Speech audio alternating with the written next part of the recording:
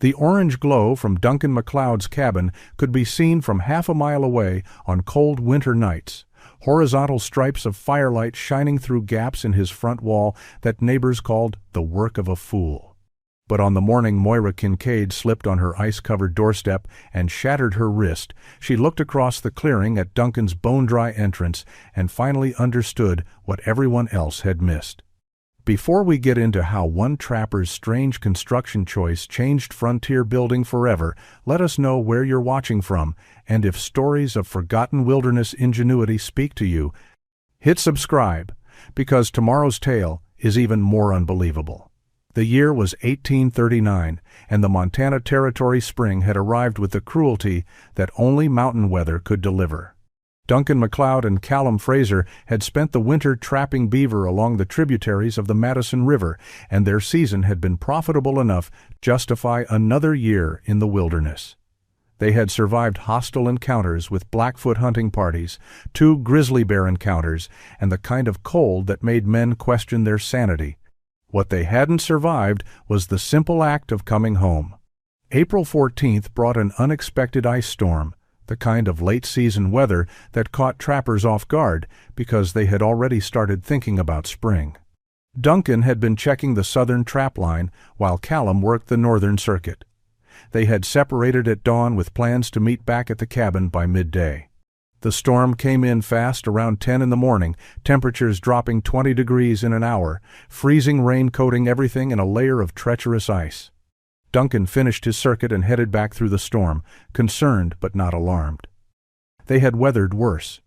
The cabin appeared normal when he arrived 2 hours later, smoke rising from the chimney, door closed against the weather. He called out as he approached, expecting Callum to respond from inside. Silence greeted him instead. He found Callum on the doorstep, halfway between the door and the ground, his body already cold.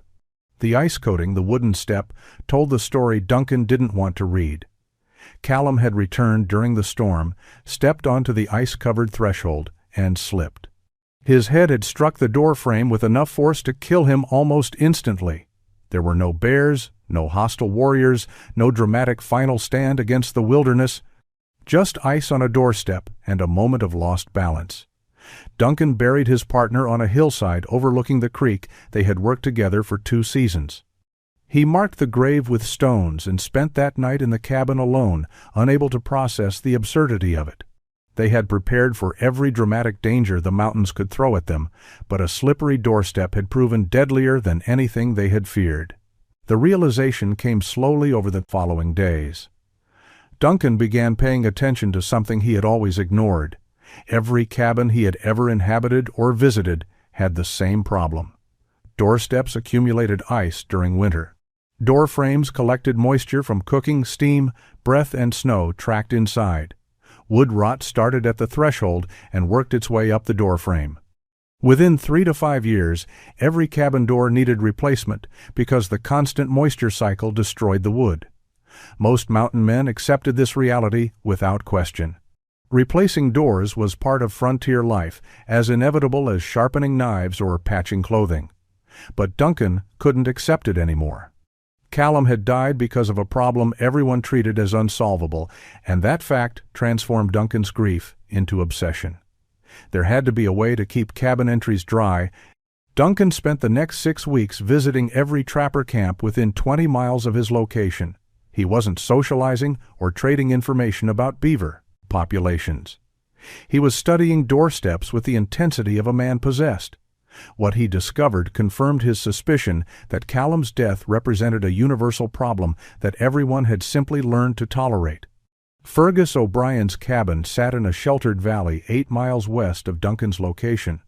Fergus was an experienced trapper who had survived 9 winters in the mountains, and his cabin showed the wear of constant use. Duncan arrived early one morning in May and watched Fergus spend 15 minutes chipping ice off his doorstep with a hatchet, cursing steadily while he worked. The ice had formed overnight despite relatively mild temperatures, created by moisture escaping from inside the cabin that froze on the cold wooden threshold. At another camp, Duncan met an elderly trapper named Silas who walked with a pronounced limp. Silas explained that he had slipped on his icy doorstep the previous winter and nearly broken his leg. He had been alone at the time, and a broken fallet leg in the wilderness meant death. He had been lucky, escaping with only torn ligaments and a permanent limp. He showed Duncan his door frame, pointing out the dark water stains and soft spots where rot had begun eating away at the wood. The pattern repeated at every cabin Duncan visited. Ice formed on doorsteps during cold weather, created by the temperature differential between warm cabin interiors and cold exterior wood. Moisture accumulated from multiple sources. Every time someone entered or exited, they brought cold air that mixed with warm interior air, creating condensation. Cooking fires produced steam that had nowhere to go in sealed cabins. Human breath added moisture to the air constantly. Snow tracked in on boots melted and added to the problem. Traditional cabin design offered no solution to this moisture cycle. Trappers built their cabins to be as sealed as possible against the elements, using mud and moss to chink every gap between logs. This kept out wind and rain, but it also trapped moisture inside. That moisture had to go somewhere, and it inevitably accumulated at the coldest point, which was almost always the door and threshold area where interior warmth met exterior cold. Duncan documented the consequences with grim thoroughness. Every cabin he examined showed doorframe rot. Some had replaced their doors once already. Others were approaching the point where replacement would become necessary. The process required finding suitable wood, having the tools and hardware to build a new door, and spending days on construction while leaving the cabin exposed to weather and potential intruders. The economic cost was substantial, but the human cost concerned Duncan more. He learned of 3 other trappers who had been injured by falls on icy doorsteps in the past 2 years. One had broken his collarbone. Another had suffered a severe concussion. The third had torn ligaments in his knee badly enough that he had abandoned trapping and returned to civilization. Most trappers simply accepted these dangers as the price of mountain life. Duncan could not. Duncan left the mountains in June of 1839 with his season's furs packed on 2 horses. The journey to Street. Louis took 3 weeks through country that was becoming increasingly traveled as more settlers pushed westward. He sold his beaver pelts for a decent profit at the trading house near the riverfront, and then he did something that puzzled every trapper who knew him. Instead of spending his money on whiskey and entertainment, he spent 2 weeks studying buildings. Street. Louis in 1839 was a growing city where frontier met civilization, and its buildings represented construction techniques that mountain men rarely encountered. Duncan walked the streets with the focus of a man on a mission, examining structures that most people passed without a second glance. He wasn't interested in the grand hotels or impressive churches. He was looking for buildings that solved heat and moisture problems. He found his first lesson at a blacksmith's forge near the warehouse district. The forge itself was housed in a sturdy brick building, and Duncan noticed immediately that the entrance area remained completely dry despite the heat and steam produced by the metalworking inside. He watched the blacksmith work for an hour, studying how heat from the forge created air currents that flowed toward the large front opening. The smith noticed his attention and explained the principle without being asked. Hot air rises and moves toward cooler areas, carrying moisture with it. The large front opening allowed that moisture-laden air to escape instead of condensing on walls or floor. Duncan spent an entire afternoon at a warehouse on the riverfront where workers loaded and unloaded freight regardless of weather. The warehouse had a covered loading dock that remained remarkably dry even during rain. Duncan examined the structure carefully and realized that the building's design created a warm zone at the entrance. Heat from the interior warehouse space, combined with strategic airflow, kept the loading area several degrees warmer than the surrounding exterior. Rain that fell on the dock evaporated quickly instead of freezing or creating puddles. He talked his way into observing a hotel construction site where a man identified as an architect was supervising the installation of a heating system. Duncan asked questions carefully, not wanting to reveal his ignorance. The architect explained radiant heat principles in terms Duncan could understand. Heat moves from warm areas to cold areas through 3 methods: conduction through solid materials, convection through air movement, and radiation through space. Control those movements, and you control where heat goes and what it does. The key insight came during a conversation with a carpenter working on a merchant's house. Duncan asked about preventing moisture damage to door frames. The carpenter's answer was simple but revolutionary to Duncan's thinking. You can't stop moisture from forming in occupied buildings. Humans breathe, cook, and track in weather. The solution isn't preventing moisture. The solution is giving it somewhere to go before it causes damage. Duncan purchased measuring tools, iron brackets for reinforcement, and a small notebook where he sketched ideas. He returned to the mountains in late July with knowledge that no other trapper possessed. Duncan returned to the mountains with a plan that made perfect sense to him and would look like complete madness to everyone else. He selected a new cabin site in early August, choosing high ground 50 yards from the creek with clear sight lines in all directions. The location required hauling water uphill, but it provided visibility and drainage that low ground couldn't offer. He began construction with methodical care that surprised the few trappers who passed through and observed his work. The foundation came first, an unusual feature for a mountain cabin. Most trappers simply built directly on the ground or at most laid a few flat rocks under corner logs. Duncan dug a shallow trench around his cabin's perimeter and filled it with carefully selected stones, creating a level base that would prevent settling. The process took 4 days. Passing trappers shook their heads at the wasted effort, but said nothing. Duncan had always been thorough to the point of obsession. The 3 walls went up next, and here Duncan's work followed traditional methods that any experienced builder would recognize. He selected logs with obsessive care, rejecting any with significant taper or irregularity. Each log was stripped completely of bark and shaped to consistent diameter. The corner joints used traditional saddle notches, fitted so precisely that gaps were minimal. Between each log, Duncan packed a mixture of clay, horsehair, and pine resin that he had prepared over several days.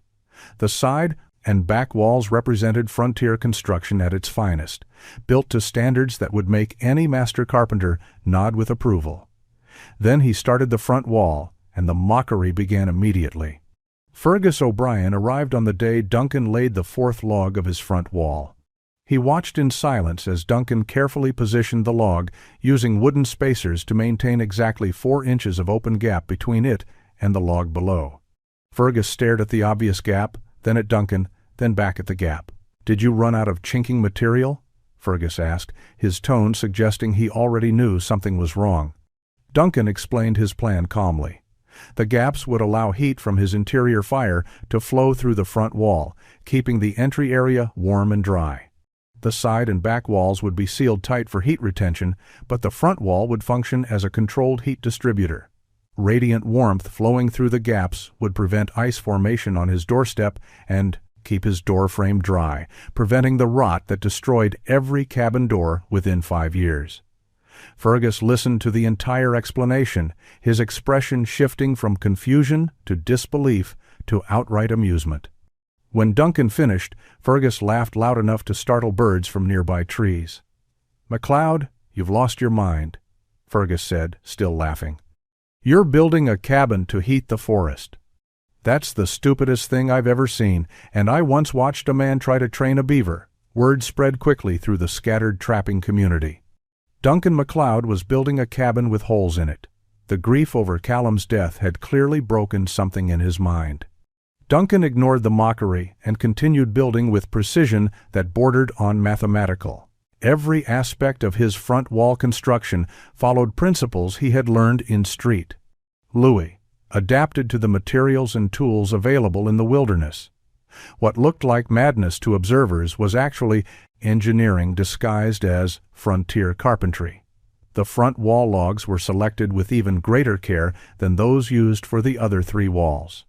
Duncan needed logs of absolutely uniform diameter, and he spent 2 full weeks finding and cutting timber that met his requirements. Each log measured 10 inches in diameter from end to end with minimal taper. He rejected dozens of perfectly serviceable logs that any other trapper would have used without hesitation. The rejected logs became firewood. Only the most uniform specimens made it into his front wall. The gap spacing required precise calculation. Duncan had determined through his Street Lewis observations that 4 inches provided optimal airflow. Smaller gaps would restrict heat distribution. Larger gaps would waste heat without additional benefit. He maintained this spacing using temporary wooden wedges cut to exact dimensions. Each log was positioned, checked for level, and secured before he removed the spacers and moved to the next. Of course, the gaps themselves were angled, though the angle was subtle enough that casual observers missed it entirely.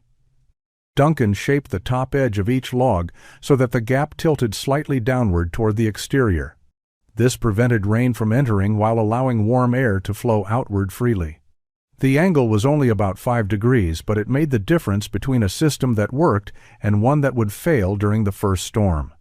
While his front wall rose with its obvious gaps, Duncan built his side and back walls with double-thickness chinking. He packed his clay mixture into the spaces between logs, then added a second layer after the first had dried. These walls were sealed so thoroughly that not even smoke could escape through them. The contrast was deliberate and essential. 3 super-insulated walls would retain far more heat than 4 walls with standard chinking. The front wall gaps represented controlled heat loss, not wasteful design. The interior fireplace placement was equally calculated. Duncan positioned it on the back wall, directly opposite the front entrance. Heat from the fire would naturally move toward the cooler front of the cabin.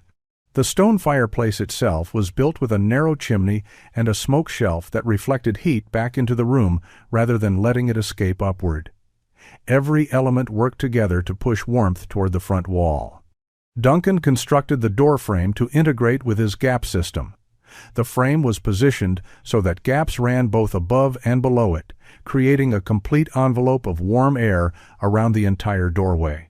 The door itself was built from 3-inch thick planks reinforced with iron brackets, heavy enough to hold its shape, but fitted precisely enough that it didn't interfere with the heat flow pattern when closed.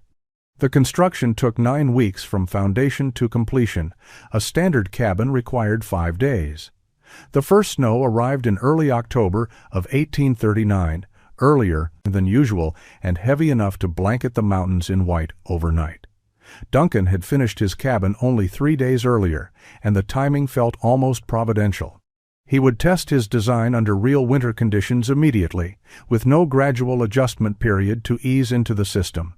He lit his first fire in the new fireplace on the morning of October 7th. The stone chimney drew perfectly, pulling smoke upward without backdrafts or interior haze. Within 30 minutes, the cabin's interior had warmed to comfortable temperature. Duncan sat on his sleeping platform and waited, watching the front wall with the attention of a man whose entire theory was about to face judgment. The heat began flowing through the gaps within the first hour. Duncan couldn't see the air movement directly, but he could see its effects. The snow that had fallen on his front porch and doorstep began melting, even though exterior temperature remained well below freezing. He stepped outside and held his hand near the gaps. Warm air flowed outward in steady streams, creating a perceptible heat zone that extended 3 feet from the cabin's front face. By midday, his doorstep was completely clear and dry. The wood itself felt warm to the touch. Snow continued falling throughout the afternoon, but any flakes that landed on his entry area melted immediately. The wooden step remained as dry as if it were inside the cabin rather than exposed to the weather. That evening, as full darkness settled over the mountains, Duncan's cabin began to glow. The firelight from his interior hearth shone through the front wall gaps, creating horizontal stripes of orange light that looked like nothing anyone in the territory had ever seen. The effect was striking enough that Fergus O'Brien, whose cabin was nearly a mile away across the valley, could see it clearly. Fergus stood outside his own cabin that night, staring at the glowing stripes in disbelief. He assumed Duncan was burning an enormous amount of firewood, wasting heat in a display of stubborn foolishness. Fergus went to bed convinced that Duncan would run out of wood by midwinter and come begging for help. The next morning brought the real test.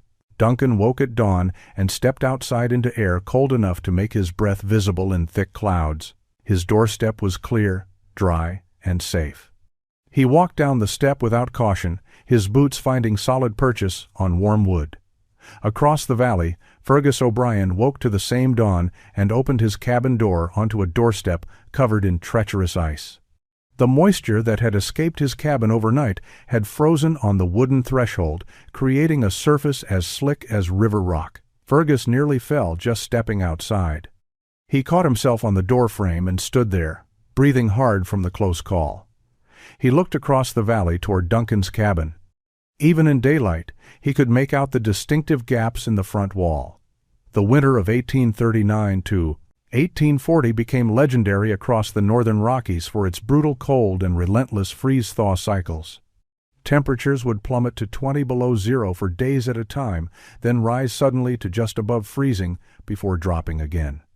These cycles created ice conditions that tested every structure and every trapper's endurance. For Duncan MacLeod, the winter became an extended validation of everything he had built. The pattern established itself within the first month. Every cabin in the region, except Duncan's, developed thick ice accumulations on doorsteps and entry areas. Trappers spent 20 to 30 minutes each morning chipping ice with hatchets and knives, trying to create safe passage in and out of their own homes. The work was dangerous, tedious, and had to be repeated daily. Missing even one morning meant ice buildup that could take an hour to clear. Duncan walked out of his cabin every morning onto a doorstep that remained dry and clear regardless of overnight temperatures. The heat flowing through his front wall gaps maintained the entry area several degrees above freezing at all times. Snow that fell on his porch melted immediately. Moisture that would have frozen on the wood simply evaporated into the air. His morning routine involved checking trap lines, not chipping ice. The injuries began in December. A trapper named William Moss slipped on his icy doorstep and broke 2 fingers when his hand struck the doorframe. A week later, another man twisted his ankle badly enough that he could barely walk for a month. Moira Kincaid, who lived with her husband in a cabin 4 miles from Duncan's location, fell twice on her own doorstep before mid-January. The second fall left her bruised and shaken, though not seriously injured. Young Declan Ross visited Duncan's cabin in late January, ostensibly to trade for coffee, but actually to see the gap wall design everyone discussed.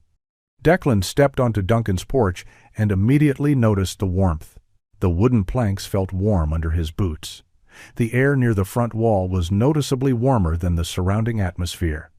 Inside, the cabin was comfortable without being stifling, and Declan realized immediately that Duncan wasn't burning excessive amounts of firewood. The interior temperature felt stable and even. "How much wood are you using per day?" Declan asked, running his hand along the interior side of the front wall. Duncan showed him the wood pile. His consumption was actually lower than most trappers managed. 3 well-insulated walls retained heat more efficiently than 4 walls with standard chinking. The front wall gaps represented controlled heat distribution, not waste. Angus Donovan, an elder frontiersman who had spent 15 winters in the mountains, made a special trip to examine Duncan's cabin in February. He studied the construction for nearly an hour, asking technical questions about gap spacing, heat flow, and wood consumption. Finally, he straightened and looked at Duncan with something approaching respect. "I've seen forge work in Pittsburgh," Angus said quietly, "but I never thought to use the principle on a cabin." The ice storm struck on March 9, 1840, with a ferocity that caught everyone unprepared. Spring had seemed imminent just days earlier, with temperatures climbing and snow beginning to melt. Then Arctic air swept down from the north and collided with moisture moving up from the south. Freezing rain fell for 18 hours straight, coating everything in layers of ice that built up faster than anyone could clear them. Moira Kincaid was 8 months pregnant and moving carefully even under normal circumstances. Her husband had left at dawn to check their trap lines before the storm arrived, planning to return by midday. The storm came earlier than expected, and Moira found herself alone in their cabin as freezing rain hammered against the walls. By afternoon, she was worried enough about her husband that she decided to step outside and look for any sign of his return. Her doorstep had accumulated nearly an inch of ice during the storm. The wooden threshold was invisible beneath the glassy coating. Moira opened the door carefully, aware of the danger, but needing to see if her husband was approaching. She placed her right foot on the step, testing her weight slowly. The ice held for a moment, then her boot slipped sideways. She fell hard, twisting as she went down in an instinctive effort to protect her pregnant belly. Her right wrist took the full impact as she tried to catch herself. The bone shattered with an audible crack that she heard clearly despite the storm. Pain flooded through her arm in waves that made her gasp.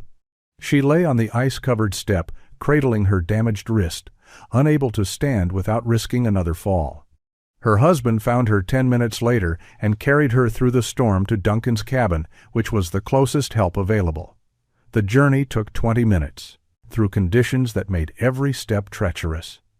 Duncan's cabin appeared through the freezing rain like a beacon, and when they reached his porch, Moira's husband nearly wept with relief. The doorstep was completely clear and dry. They walked up onto the porch without slipping, and the warmth radiating from the front wall gaps felt like salvation. Duncan brought them inside and examined Moira's wrist while she sat near his fire, still shaking from shock and pain. The break was clean but severe. He splinted it carefully using materials he kept for exactly these situations, working with steady hands while Moira bit down on a leather strap to keep from screaming. When he finished, she sat quietly for several minutes, her splinted wrist cradled in her lap, staring at nothing. Then she looked up at Duncan, tears running down her face. "How is there no ice on your doorstep?" she asked, her voice breaking. "The storm just ended." Duncan explained the system quietly while her husband listened. When he finished, Moira began crying harder, though not from physical pain. "Callum didn't have to die," she whispered. "None of us have to fall." Fergus O'Brien appeared at Duncan's cabin 3 days after the ice storm, walking across snow that had finally stopped falling. He stood on the dry porch for a long moment before knocking, looking down at the clear wooden planks beneath his boots. When Duncan opened the door, Fergus didn't offer greeting or explanation. He simply asked a question he had never thought he would need to ask. "Will you help me rebuild my cabin?" Fergus said quietly. "Using your system." Duncan agreed without hesitation. They began work in April of 1840, as soon as weather permitted construction. Fergus watched every step of the process with careful attention, asking questions about gap spacing, log selection, and heat flow patterns. His new cabin took 6 weeks to complete, twice as long as traditional construction but far faster than Duncan's first attempt had required. When Fergus lit his first fire and watched heat begin flowing through his front wall gaps, he stood outside in the evening darkness and stared at the horizontal stripes of glowing light with something approaching wonder. Declan Ross built his first cabin that summer using Duncan's technique. He was young enough that building properly from the beginning made more sense than learning bad habits and correcting them later. His cabin went up in a valley 12 miles south of Duncan's location, and when word reached the scattered trapping community that another gap-front cabin existed, curiosity began replacing mockery. Seamus Brennan, who operated the trading post at the nearest settlement, started noticing a pattern in his supply orders. Trappers were requesting iron brackets, measuring tools, and specific materials for chinking that hadn't been common purchases before. When he asked about the unusual orders, multiple customers mentioned McLeod's design. Seamus made a trip into the mountains specifically to see Duncan's cabin, examined it thoroughly, and returned to his trading post, convinced that the technique represented genuine innovation worth supporting. By summer of 1841, 7 cabins in the northern Montana region used gap-front design. The technique spread through direct observation and word-of-mouth recommendation. Trappers who had initially mocked Duncan now asked him for advice on measurements and construction details. He shared everything freely, never attempting to claim ownership or charge for the knowledge. His reasoning was simple. More people building safe cabins meant fewer deaths from preventable accidents. Variations began emerging as different builders adapted the core principle to their specific needs and available materials. Some used 3-inch gaps instead of 4. Others experimented with 5-inch spacing. A few tried different gap angles or alternative chinking materials. The principle remained consistent across all variations. Strategic controlled heat loss through the front wall prevented entry zone failure, while 3 well-insulated walls maintained overall thermal efficiency. Word reached other trapping regions through the network of trading posts and seasonal gatherings where mountain men exchanged information. The phrase McLeod Front became shorthand for the design, though Duncan never promoted the name. By 1842, cabins incorporating his technique existed in Wyoming and Idaho territories. The innovation spread because it solved a real problem that everyone had experienced. The Rocky Mountain fur trade collapsed between 1843 and 1845. Beaver populations had been trapped to near extinction in accessible areas, and more significantly, fashion had shifted. Silk replaced beaver felt in hat production, destroying the market that had driven men into the wilderness for 2 decades. Trappers began leaving the mountains in steady streams, heading west to Oregon, south to California, or back east to civilization they had left behind years earlier. Duncan McLeod left the mountains in the spring of 1845. He had saved money during his trapping years, and he used it to purchase land in the Oregon Territory near the Willamette Valley. He married a widow named Catherine in 1846, a woman who had crossed the continent with her family and lost her first husband to cholera during the journey. They started a small farm together, raised 3 children, and built a life that had nothing to do with beaver pelts or wilderness survival. Duncan never returned to the mountains. His children grew up knowing their father had been a trapper once, but the details remained vague. He didn't tell stories about grizzly bears or hostile encounters. He rarely mentioned the years he had spent alone in the wilderness. When his eldest son asked about his time in the mountains, Duncan would say only that he had learned some things about building and had been fortunate to come out alive, but the cabins remained. Scattered across Montana, Wyoming, and Idaho, gap-front structures stood weathering seasons long after their builders had departed. Settlers moving west under the Homestead Act of 1862 discovered these abandoned cabins and recognized immediately that they represented superior construction. The entry areas remained dry. The doorframes showed no rot. The structures had survived decades with minimal maintenance, while traditional cabins, built in the same era, had collapsed from wood decay and structural failure. New inhabitants occupied the old trapper cabins, maintained them, and learned from their design. Homesteaders building their own structures incorporated the gap front principle, adapting it to farming settlements rather than trapping camps. Military outposts used heated entry zones for guard stations, where soldiers needed to maintain watch during brutal winter conditions. Trading posts adopted the design because warm, welcoming entrances improved customer comfort and business. The number of lives saved by the technique remained unmeasurable but real. Fewer people fell on icy doorsteps. Fewer cabins required complete reconstruction due to door rot. Fewer families faced exposure during emergency door replacements in the middle of winter. The prevention of small disasters accumulated into significance that no one could quantify precisely. Duncan McLeod died in 1869 at age 58 on his Oregon farm, surrounded by his wife and children. He was buried in a small cemetery outside Salem. His gravestone listed his name, dates, and the simple designation farmer. There was no mention of mountains, cabins, or innovations that had changed how people survived on the frontier. But across the Rockies on cold winter nights, cabins still glowed with horizontal stripes of orange light, standing as testament to what one man had understood about keeping people safe.